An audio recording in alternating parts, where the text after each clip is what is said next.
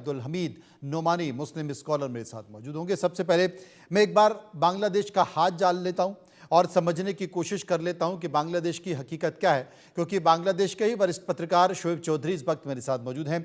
शोएब चौधरी साहब, एक और परिवार को, एक और अल्पसंख्यक हिंदू परिवार को घर में बंद कर आग लगाने की कोशिश की, वो तो शुक्र है कि वो बच गए। ये तस्वीरें आपके सामने अपने दर्शकों को हम दिखा रहे हैं। भारत ने विरोध किया, विदेश मंत्रालय ने आपत्ति जताई, राजदूत को बुलाकर सख्त संदेश दिया, लेकिन बावजूद उसके हिंसा थम नहीं रही, अत्याचार थम नहीं रहा। भारत के खिलाफ बांग्लादेश की सरजमी से जो संकेत जा रहा है वो रुक नहीं रहा है।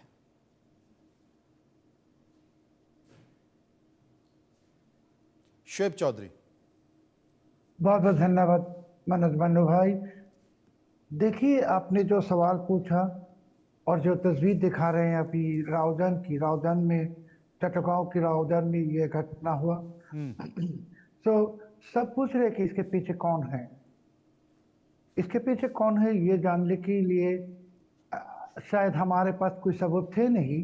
2 दिन पहले भी आपके पास भी नहीं थे, अभी सबूत आ गए कि परसों ही बांग्लादेश की जो दूतावास हाई कमीशन है लंदन में, वहाँ जो हमारे बांग्लादेश की हिंदू भाई बहन जो लंदन में रहते थे, वो जब प्रोटेस्ट करने के दीपू चंद्र दास की हत्या के बारे में खिलाफ, और उसी इवेंट में आप देखें अचानक कहीं से खालिस्तानी आतंकवादी आ गई।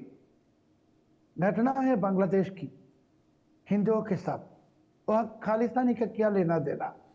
खालिस्तानी इसके लिए आया कि उसको पाकिस्तानी आईएसआई ने भेजा।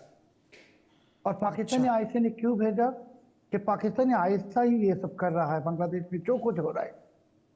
उस्मान हादी की हत्या से शुरू करके ये हिंदुओं की नरसंहार सब पाकिस्तानी आईएसआई। क्यों आप अगर कोई कसूर करेंगे, कोई क्राइम करेंगे, आप उसको छुपाने की कोशिश करेंगे। पाकिस्तानी आईएसआई ये कोशिश किया है और दुनिया के सामने साबित रख दिया ये खालिस्तानी आतंकवादी को भेज के। दूसरी नंबर, आप भी जानते हैं कि बांग्लादेश की तरफ से एक एलिगेशन खड़ा करने की कोशिश कर रहा है कि उस्मान हादी की जो खूनी है ये भारत चले गई जी। बेबुनियाद है, बिल्कुल बेबुनियाद। मैं बांग्लादेश में बैठ के कहता हूँ, अगर बांग्लादेश में ऐसे होता, हमारे सारा देश में हजारों सीसी कैमरास है, ऐसा कोई एक सीसी कैमरा की फुटेज ले आते कि भारत घुसा है। मैं दावे के साथ कहना चाहता हूं कि बांग्लादेश में पाकिस्तान हाई कमीशन जो है गुलशन, ढाका सिटी के गुलशन रोड नंबर 71 में, वो हाई कमीशन के 2 तला में फर्स्ट फ्लोर में ढाका सेल है और ढाका सेल को चलाता है एक ब्रिगेडियर। और ये ढाका सेल के अंदर ही ये दीपू चंद्र दास की जो खूनी है, दोनों खूनी उसके अंदर है। मैं गारंटी लेके कह रहा हूँ, क्लेम कर रहा हूँ, ये इंडिया न्यूज के दर्शकों के लिए, सबके लिए एक्सक्लूसिव। और मैं चैलेंज करता हूँ पाकिस्तान हाई कमीशन के, तुम साबित करो, तुम्हारे ये दफ्तर में है नहीं, हमारे पास वीडियो एविडेंस है। अगर वो अच्छा, आपके बिल्कुल शोएब साहब, मैं आपको रोकना चाहता हूं क्योंकि इस बात को लेकर तमाम ये आरोप लगा जा रहा है कि उस्मान हादी के जो हत्यारे हैं वो हत्या करने के बाद भारत में चले गए, भारत में छुप गए। बीएसएफ ने भी इस बात का खंडन किया है, बॉर्डर सिक्योरिटी फोर्स ने कहा है कि नहीं है, लेकिन आपका ये कहना है कि ये नैरेटिव बनाने की कोशिश की गई है और जो उस्मान हादी के हत्यारे हैं वो बांग्लादेश में ही छुपे हुए हैं, ढाका में छुपे हुए। ढाका में एक स्पेशल सेल है जिसे आर्मी के, बांग्लादेश की आर्मी के एक बड़े अधिकारी उसको निगरानी में उनके है, वहां पर छुपा के रखा हुआ है। या ढाका सेल जो पाकिस्तान हाई कमीशन के अंदर, दूतावास के अंदर, रोड नंबर 71 गुलशन, और इसको छुपा रहे इसके लिए कि अगर ये हथियारी खुद ही बांग्लादेशी लॉ एनफोर्समेंट में हाथ में आ जाएगा, इंटरोगेट करेगा, बहुत कुछ सामने आएगा। दूसरी चीज, मैं और एक एविडेंस सामने लाता हूँ जी। बांग्लादेश ने सिर्फ ये नहीं कहा कि उस्मान हादी के खूनी भारत चले गए, वो कहला कि इसके बहन के घर से 129 करोड़ टाका की टैक्स मिला। अच्छा, 129 करोड़ टाका लगता है क्या किसी को मरवाने में है चाहते हैं, या कि बांग्लादेश के इलेक्शन जो है 12 फरवरी उसको डेट पोस्टपोन हो जाए? क्यों? मैं समझ गया चुनाव की डेट को पोस्टपोन करने की भी तैयारी चल रही है और उसमें मोहम्मद यूनुस का भी हाथ लगातार बताया जा रहा है। मेरे साथ पाकिस्तान से अली अशरफ मौजूद है। अली अशरफ साहब, देखिए, हिंदुस्तान में कोई नहीं बैठा है, शोएब साहब बांग्लादेश में बैठे हैं, तो हो सकता है कि आप ये कहो कि ये गलत और झूठा नैरेटिव बनाने की कोशिश की जा रही है, लेकिन ये आवाज़, ये जो साजिश है कि वहाँ जो भी कुछ हो रहा है वो आईएसआई रच रही है, ये बात तो शोएब चौधरी कर रहे हैं बांग्लादेश में बैठ के। और जो उस्मान हादी है, वो उसके जो हत्यारे हैं, वो जो पाकिस्तानी दूतावास में एक ढाका सेल है उसमें छुपा कर रखे हैं। बड़ा खुलासा किया शोएब जी ने। बहुत शुक्रिया आपका इनवाइट करने का। सबसे पहले तो शोएब साहब का अपना एक नैरेटिव है, अपनी एक सोच है, मैं उसके ऊपर कोई बात नहीं कर सकता हूँ वो क्या कह रहे हैं, लेकिन एक्चुअल में जो फैक्ट्स हैं वो डिफरेंट है। आप सोचिए कि मेरे ख्याल में पिछले 5-7 साल की आप जो भी स्ट्रेटेजिक पोजीशन रही है बांग्लादेश की और जो उसका अलायंस रहा है इंडिया के साथ, आप उसको स्टडी कर लीजिए, आपके सामने सारी जो चीज़ें हैं वो खुल के सामने आ जाएंगी कि किस तरह से जो उस वक्त की गवर्नमेंट है वो इंडिया के इशारों के ऊपर वहाँ के इस्लामिक लीडर्स को फांसियों पे चढ़ा रही थी, वहाँ की जो सोसाइटी है उसको जो है वो पुश कर रही थी और उसको दबा रही थी, और हर आवाज़ को वो डंडे के जोर पे दबा रही थी। इवन के गोलियां तक चला दी गई, आम जो नागरिक हैं, जो आम शहरी हैं वहाँ के, उनको भी मारा गया। तो ये सारी चीज़ें देखें, ये बात मैंने लास्ट भी आपको प्रोग्राम में ये बात कही थी कि आप जब भी किसी प्रॉब्लम के सोल्यूशन की तरफ जाते हैं तो फिर आप चीज़ों को काम डाउन करने के लिए उसको अंडरस्टैंड करते हैं, ना कि उसको बढ़ोतरी देते हैं, ना कि उसको बढ़ाते हैं। ये चीज़ जो है, जो शोएब साहब अभी कह रहे हैं कि इनके पास वीडियो एविडेंस है, तो मेरे ख्याल में इनको वो वीडियो एविडेंस सामने रखने के बाद ये बात करनी चाहिए थी, ना कि ये एक मफरूजे के ऊपर जो है वो कह दें कि मेरे पास उसका वीडियो एविडेंस है और उसके बाद ये कहें कि वो मैं दिखाऊंगा बाद में, और फिर आपको वन डे आपको ये पता चलेगा कि वो है ही नहीं। तो ये चीज़ें जो हैं, इस तरह की चीज़ें मेरे ख्याल में हम आज जिस दौर से गुजर रहे हैं, यहाँ पे मेरे ख्याल में चीज़ों को छुपाना तकरीबन नामुमकिन हो गया है। जितना टेक्नोलॉजी एडवांस हो गई है, जिस कदर लोग जो है अवेयर्ड हैं चीज़ों से और कनेक्टेड हैं, सबसे बड़ी चीज़ जो है कि लोग कनेक्टेड हैं, चीज़ों को छुपाना बहुत मुश्किल है। बड़े माफ़ी के साथ कहना चाहता हूँ अली साहब, जब मुंबई अटैक हुआ था तो उसका भी जो कन्वर्सेशन था वो भारत ने पूरी दुनिया के सामने रखा था कि देखिए किस तरीके से पाकिस्तान के जो आईएसआई के अधिकारी हैं, आका हैं, वो बैठ के मुंबई अटैक के जो आतंकवादी हमला कर रहे थे उनको निर्देश दिए जा रहे थे, उनको बोला जा रहा था कि अब तुमको कहाँ हमला करना चाहिए, उनको ये बताया जा रहा था कि देखिए ऊपर अब हेलीकॉप्टर आ गया, हेलीकॉप्टर से फलानी छत पर जो है सैनिक उतर रहे, तुमको अब वहाँ जाकर उन पर ग्रेनेड फेंको, तमाम सारी चीज़ें थे। उसके बावजूद भी पाकिस्तान मानने को तैयार नहीं है। वो सबूत भी दिए हुए थे अंतर्राष्ट्रीय मंचों पर, इंटरनेशनल जो खुफिया एजेंसी हैं, इंटेलिजेंस एजेंसी, उनके पास भी मौजूद है। विस्तार से चर्चा करेंगे। ए.के. मिश्रा मेरे साथ मौजूद है, वरिष्ठ पत्रकार हैं। ए.के. मिश्रा जी, आपने दोनों की बातों को सुना, आपकी राय? देखिए, जो बांग्लादेश से हमारे जो विशेषज्ञ बैठे हैं उनकी बातें लॉजिकल है। पाकिस्तान के जो हमारे आलिम फाजिल बैठे हुए हैं वो बता रहे हैं कि जी गोलियां चलवाते हैं। मैं तो समझ रहा हूं कि शायद वो अपने देश का इतिहास बता रहे थे। 1971 में पाकिस्तान की फौज ने, पाकिस्तान ने क्या किया, और उसके बाद आप अपने यहाँ बलूचिस्तान को देखिए, इवन अफगान जिसको ये बोलते थे बिरादर मुल्क है, जो जो अल्फाज उन्होंने यहाँ पे बोले हैं वो सारे के सारे पाकिस्तान की यूएसपी है, विशेषता है, वहां के आईएसआई की विशेषता है जी। अब भारत में ये कुछ कर नहीं पा रहे हैं। पहले भारत में भी तमाम तरीके के अटैक और ये साजिशें करते रहते थे, अफगानिस्तान में ये कर नहीं पा रहे हैं जी। अपने देश में भी इनकी हालत, जिस देश में भूतपूर्व प्रधानमंत्री को जेल में रखा गया हो, कैद में रखा गया हो, वो भारत के इतने बड़े मीडिया चैनल पे आकर के इस तरह की बकवासबाजी करे, ये बिल्कुल बर्दाश्त के बाहर है। आईएसआई का हाथ है। आईएसआई 1971 में जो इनकी दुर्गति हुई है, जो बेइज्जती हुई है, वो आईएसआई इसको एक सुनहरे मौके की तरह देख रही है और आईएसआई सोच रही है कि कोवर्ट या कुछ इस तरीके से वहां पे हम कियोस्क करें। बांग्लादेश में जो भी कियोस्क हो रहा है उसके पीछे कहीं ना कहीं आईएसआई और पाकिस्तान का हाथ है। क्यों आईएसआई और पाकिस्तान के तमाम तंजीमों के लोग वहां पहुंचे हैं और जिहाद, अपना जिहाद से रिलेटेड या उकसावे वाले भाषण वहां पे दे रहे हैं, टीवी में आ रहा है, लाइव चल रहा है, तो पाकिस्तान को बाज आना चाहिए। अब ये इनकी कहीं चल नहीं रही है, ना अफगानिस्तान। मुझे लगता है कि शायद 1971 का घाव भरने की कोशिश कर रहा है पाकिस्तान। नोमानी साहब मेरे साथ मौजूद है। नोमानी साहब, आपकी राय? फैक्ट्स पे भी तो बात कर लो ना यार, आपकी लाउड बात करने से तो कोई फर्क नहीं पड़ेगा। ये बकवास जहां सच होता है वहां आवाज लाउड होती है सर। आप कर रहे शर्म से सर आप झुका के बैठ सकते हैं, हम नहीं बैठ सकते हैं। अभी ये मई का महीना गुजरा है, वहां पे आपको जैसी फैंटी पड़ी है, मेरे ख्याल में आपको तो मुंह छुपाने के लिए जगह नहीं है। नहीं अब आप बोल दीजिए कि आरएसएस के और बीजेपी के लोग वहां जाकर के आग लगा रहे हैं, लोग पाकिस्तान, यही एक चीज बाकी है, बोल दीजिए। आप सोचो तो सही, अपनी बारी पे बोलिएगा। क्या है? अरे नोमानी साहब को कुछ बोलने दीजिए। नोमानी साहब देखिए 1971 में हाँ। जिस तरह पूर्वी पाकिस्तान बांग्लादेश में बदला, हाँ उससे तो तकलीफ है ही। पाकिस्तान के एक बहुत बड़े राइटर हैं डॉक्टर सफदर, उन्होंने एक किताब लिखी है जो गूगल वगैरह पे भी है, जिसका नाम है पाकिस्तान क्यों टूटा।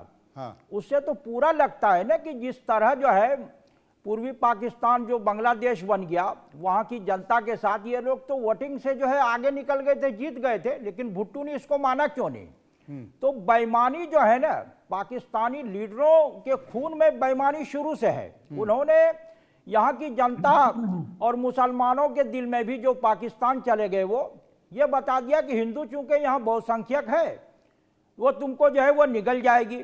तो ये जो एक तरह सोच बनाई, तो उसका पूरा अस्तित्व जो है ना वो घृणा, नफरत और टूट फूट पे जो है वो आधारित है वो। तो ये तो दिक्कत है उनको कि बांग्लादेश अगर जो है भारत से जो है वो मिल के रहेगा और ये इस क्षेत्र में अगर जो है शांति बनी रहेगी, तो इनकी ये थ्योरी खत्म हो जाएगी कि ये हम एक साथ जो है नहीं रह सकते हैं। तो एक साथ तो जो है जब हजारों साल से रह रहे थे हिंदू मुसलमान, तो कोई दिक्कत नहीं थी। औरंगजेब और जो है शाहजहां, जहांगीर, अकबर और दूसरे जो थे मुगल, तो उन्होंने तो अलग नहीं किया, उसने भी इसका नाम जो है वो भारत और हिंदुस्तान ही रखा है। ये जो अलग जो इन्होंने किया पाकिस्तान जो है, इसका तो न तो जो इस्लाम से कोई लेना देना है, न जो विवेक और जो अक्ल से कोई लेना देना है। तो वहां अब जो इसको थोड़ा सा मौका मिला है बांग्लादेश के संदर्भ में, तो अब वो कहीं न कहीं जो है, भाई हिंदुओं ने जो है वो उस्मान हादी को थोड़ी जो है वो कत्ल किया है। फैसल और आलमगीर तो हिंदू नहीं है, बिल्कुल सही वो बात। दोनों का नाम आ रहा है उसमें, और हाँ। कहा कि वही दोनों भागे हुए हैं। तो हिंदुओं पे हमला करने का क्या मतलब? इसका मतलब है कि कहीं न कहीं जो है चुनाव को जो है टालने की जो है वो कोशिश हो रही है, और चुनाव में माहौल बनाने की कोशिश की जा रही है। वो दूसरी तरफ जो है आके जो है वो वातावरण को जो है वो शिशिर खराब करने चतुर्वेदी की कोशिश कर रहे हैं। कहीं न कहीं सांप्रदायिक जो है जो सौहार्द किसी तरह जो है वहां पे जो है कायम है, उसको तोड़ने की जो है ये शरारती तत्वों की शिशिर जो है वो चतुर्वेदी कोशिश मेरे है। साथ मौजूद हैं। शिशिर चतुर्वेदी साहब, हम देख रहे हैं चौराहों पर, सड़कों पर हिंदू संगठन विरोध कर रहा है, ज्ञापन दे रहा है। मुझे लगता है कि जितनी तलखी तो पाकिस्तान से नहीं आई थी, उतनी तलखी हाल फिलहाल के दिनों में बांग्लादेश से नजर आ रही है। साफ संकेत नजर आ रहे हैं वहां की सरकार मोहम्मद यूनुस के द्वारा कि वो भारत के खिलाफ कितनी बड़ी साजिश रच रहे पाकिस्तान के खिलाफ। उसके बावजूद भी सरकार बहुत सख्त संदेश दे नहीं रही है। जी, मेरी शिकायत यहीं पर है कि हिंदू संगठन यहाँ पर प्रदर्शन कर रहे हैं, कार्रवाई की मांग कर रहे हैं, और हिंदुस्तान की जो सरकार कहती थी कि एक के बदले 10 सर लाएंगे, आज वहाँ हिंदू मारा जा रहा है, पिट रहा है, धर्मांतरण हो रहा है, सामूहिक बलात्कार हो रहे, संपत्तियां लूटी जा रही हैं, जलाई जा रही हैं, ये जो कलाकार है उनको कार्यक्रम नहीं करने दिए जा रहे हैं, ये सब हो रहा है और ये सब हम देख रहे हैं। ये मीडिया की मेहरबानी है कि वो दिखा भी रहा है, वरना इस तक हम लोग तक तो आता ही नहीं ये बात। आज सरकार को चाहिए कि पूरा हिंदुस्तान, सारा विपक्ष सब इनके साथ है सरकार के। सरकार को सर्जिकल स्ट्राइक करनी चाहिए, सेना की टुकड़ी को भेजना चाहिए, कड़ा संदेश देना चाहिए। राजदूत को बुलाया, उसको डांटा फटकारा, और अगले दिन वो कहते कि ऐसा कुछ है ही नहीं यहाँ पर। तो ये सब नाटक हम लोग कब तक देखे जाएंगे? चाहे पाकिस्तान हो, अफगानिस्तान हो, बांग्लादेश हो, श्रीलंका हो, जहां मेरा हिंदू असुरक्षित है उसको आप हिंदुस्तान में लाइए, उसको शरण दीजिए। जब आप वहां की राष्ट्रपति जो मुस्लिम धर्म चाहती है उनको आप पनाह दे सकते हो, तो मेरे हिंदुओं को क्यों नहीं शरण दे रहे हैं? आप क्यों नहीं उनको जगह दे रहे हैं? आप बताइए, तस्लीमा नसरीन यहाँ रह सकती है, वहां का हिंदू यहाँ क्यों नहीं रह सकता है? प्रश्न यहाँ ये उठता है। हमारी निगाह अपनी सरकार पे, और छोड़िए आगे चलिए, क्या आज हिंदुस्तान के अंदर बाहर आप कार्रवाई नहीं कर रहे हो? हिंदुस्तान के अंदर बांग्लादेशी घुसपैठिए, रोहिंग्या मुसलमान क्या भगा दिए गए हैं कि ये केवल टीवी में और अखबारों में हम न्यूज पढ़ते रहेंगे कि कार्रवाई हो रही है, कड़ी कार्रवाई। एक बांग्लादेशी मुसलमान कहीं जा रहा है, आप बताइए? हैं, वो पूरे हिंदुस्तान में इतना जो बड़े बड़े अपराध हो रहे हैं यही लोग अरे कर रहे कैसी हैं, बात कर रहे हैं और आप? करके अपनी अटैची अरे उठाए शिशिर बांग्लादेश चतुर्वेदी वापस। जी, ऐसी बात मत कर दीजिए, मुझे रोना आ जाएगा। हिंदुओं की सरकार है, हिंदू राष्ट्र बनाने की दिशा में आगे चल रहे हैं, अखंड भारत बनाने की बात चल रही है। आप तो अभी तक तो मैं तमाम अल्पसंख्यक संगठनों को रोते गाते सुनता था, अब तो हिंदू संगठन भी रोते नजर आ रहे हैं। देखिए आप कौन बोल रहे हैं, मैं नहीं देख पा रहा हूं इस पे। अरे मैं अपने न्यूज उसे- एंकर बोल रहा हूं, मैं ही कार्यक्रम कंडक्ट कर रहा हूं। न्यूज एंकर, जी जी जी। देखिए मैं ये कह रहा हूं कि जो भी ये पूरा घटनाक्रम हो रहा है, इसको सच्चाई से हमको कम से कम सामने बात रखनी होगी, सच स्वीकारना। वो हिंदूवादी सरकार है, लेकिन मतलब हिंदू सेकुलरिज्म की दिशा संगठन में बढ़ सरकार रही को है। आईना दिखा रहे हैं ना, ये समझे हम। हाँ, सरकार को आईना दिखा रहे, क्योंकि हमारी नेता हमारी सरकार है।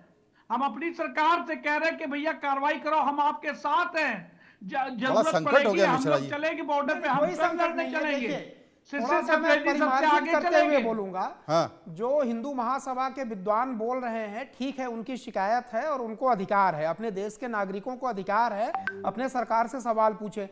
इंटरनेशनल डिप्लोमेसी में देखिए कैसे देखा जाता है, ये समझिए। शेख हसीना को पूरी दुनिया इजराइल में कितना 250 डिप्लोमेसी मान रहा है? ठीक है, ठीक है। इजराइल कितनी इंटरनेशनल डिप्लोमेसी नहीं, मान रहा है? ठीक है, ठीक है, बताइए। सुन लीजिए। वो अपने भी 21 नहीं, अच्छी बात है, सुन लीजिए। 21 जने के लिए घुस के मार रहा है। अरे भाई, घुस शेख के मारने की ग्रुप में जरूरत से है जो देश को। शेख हसीना को भी को देखना, सरकार अरे मेरी तो बात सही कर सुनिए। रही है, सरकार सही कर रही है, उसी सरकार हिसाब से की चलेगी ना जो- सरकार की अरे मिश्रा जी, चतुर्वेदी जी का कहना है कि वो घर में घुस के मार रहा है, आप अरे मेरी डिप्लोमेसी बात तो डिप्लोमेसी सुनिए खेलते सर, रहिए। बात तो सुनिए। इजराइल में- सरकार की इंटरनेशनल अरे डिप्लोमेसी पहलगांव में देखिए। पाकिस्तान ने हमला किया था तो आपने डिप्लोमेसी खेली थी कि घर में अब घुस बात के मारा सुनिए, था? अब मैं जवाब दे रहा हूं।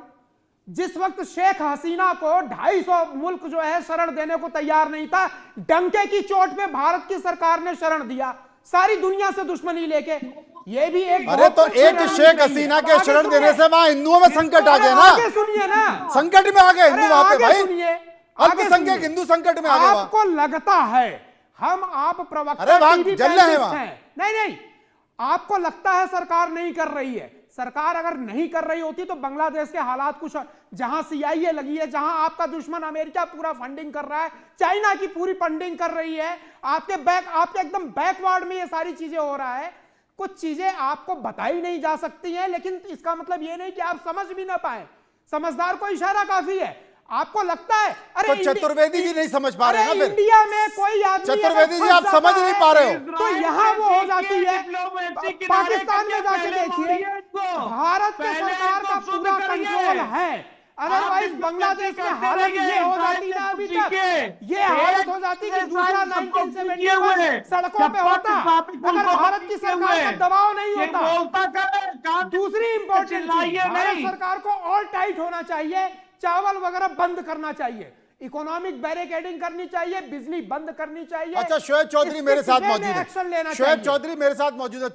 शोएब चौधरी, सरकार जो डिप्लोमेसी कर रही है, जिसका जिक्र कर रहे हैं, क्या वो डिप्लोमेसी अभी उसी पर चलने दें या बांग्लादेश को एक तमाचे की जरूरत है, सख्त संदेश की जरूरत है? आप बताइए। मनोज मन्ना भाई, देखिए, भारत को क्या करना है या नहीं करना है ये तो मैं नहीं बता सकता हूँ। नहीं, वो तो सरकार तय करेगी, लेकिन आप मानते क्या हैं? वहां के अल्पसंख्यक हिंदू क्या मानते हैं? नहीं, मैं कहता हूँ, एक्सप्लेन करता हूँ। हाँ। मैं जो कहूँगा, आप भी एक सीनियर जर्नलिस्ट हैं, मैं भी। देखिए, ये जो हमारे देश में जो कुछ हो रहा है, इसके पीछे पाकिस्तान है, आईएसआई है। हाँ, वो पता चल गया, आपने बता दिया। अभी बांग्लादेश में हिंदुओं के नरसंहार चल रहा है।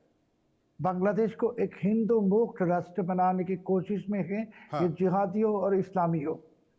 अभी बांग्लादेश में जब हिंदुओं के ऊपर अत्याचार होता है तो दुनिया के जितने हिंदू हैं, सारी दुनिया में सबकी रिस्पॉन्सिबिलिटी है कि बांग्लादेश की हिंदुओं को रक्षा करना। जैसे कि अब ये मैं कहना चाहता हूँ, मगर ये जो हमारे यहाँ बैठे हैं कठपुतली यूनुस, नहीं, क्या करें? मतलब जितने भी हिंदू हैं दुनिया भर के अपनी दुकानें वुकानें बंद करके नौकरी वोकरी छोड़ के बांग्लादेश चले जाएं, बॉर्डर पे खड़े हो जाएं, क्या करें बताएं? नहीं, ये काम तो सरकार करेगी ना।